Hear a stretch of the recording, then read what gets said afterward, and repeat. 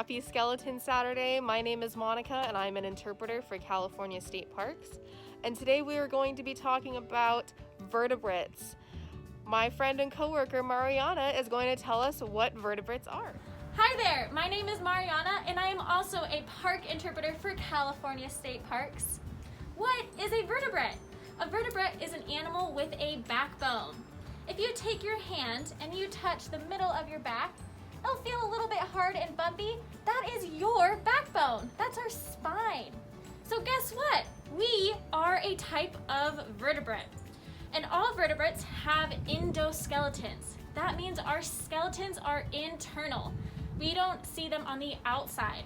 And having an internal skeleton provides support for our weight. It allows for movement and helps protect our organs. So for this episode, we are going to walk through the Museum of Natural History at Morro Bay State Park and check out some images of some vertebrates. So come along. Some of the skeletons of the vertebrates we look at today might look a little bit different. A vertebrate that swims, like a fish, might have a different looking skeleton than something that flies, like a bird. It all depends on how they move, where they live. So let's check out some differences. Did you know that reptiles are vertebrates? Take a moment to look at this image. How many vertebrae does it have? Can you count them all? There are a lot. This is a skeleton of a rattlesnake.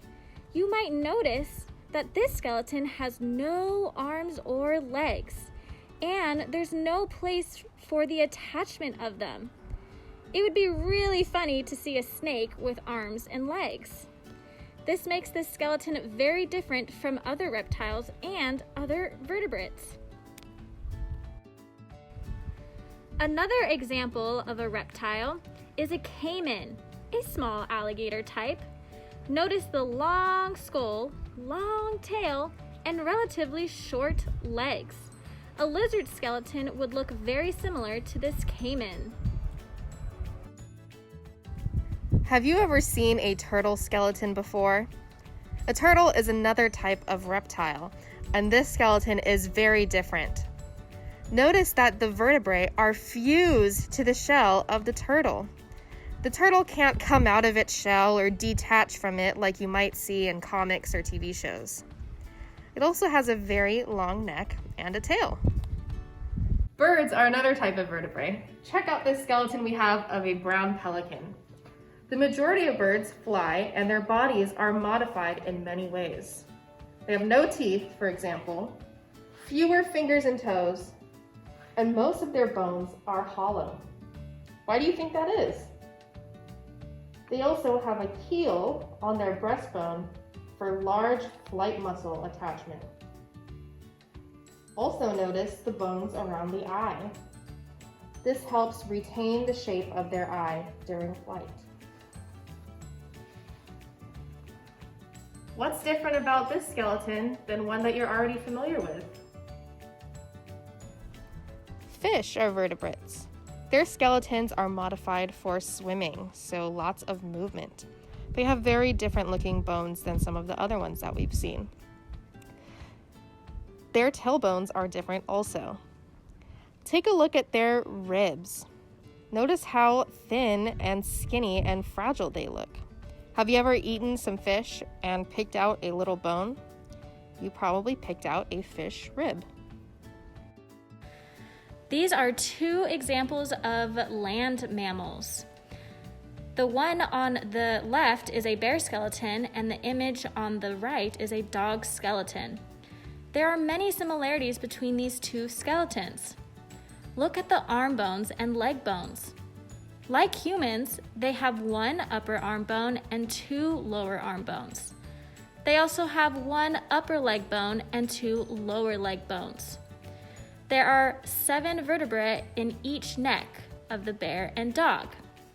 Let's look at the skeleton of a marine mammal, so a mammal that spends the majority of its life out at sea. Let's check out a marine mammal skeleton at the museum. Above me is a skeleton of the California sea lion. You might notice that the skeleton structure of the arms and legs is similar to the land mammals I mentioned before, like the bear and dog.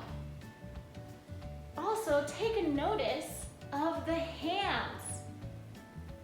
Even though the California sea lion has flippers, it has a similar structure or hand structure like us, humans. Let's compare a bird and a human skeleton. Which bones on the skeletons are different? Which bones on the skeleton are the same? Pick a different color for each bone and color the same bones on both skeletons. This is an interesting comparison. What do you see that we have in common and what is different? Thank you for watching today's episode on vertebrates, and I hope you had a wonderful Skeleton Saturday.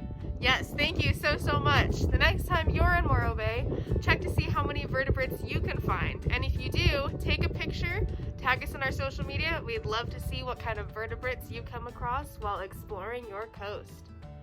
Have a great day!